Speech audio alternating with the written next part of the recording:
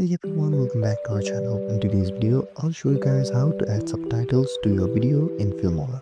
So first, open the Filmora app on your mobile device, then go ahead and select the video where you want to add your subtitles.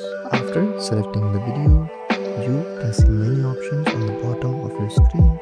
Now, before going any further, I just want to say there are two ways to add subtitles. The first way is to tap on the text option, then you can manually add subtitles to your video, and the second option is to tap on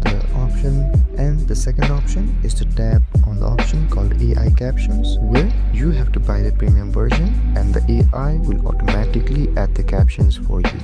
And this is it. Now you guys know how to add subtitles to your video. If this video was helpful, don't forget to like, share and subscribe, and comment down below if there is anything else I can help you guys with.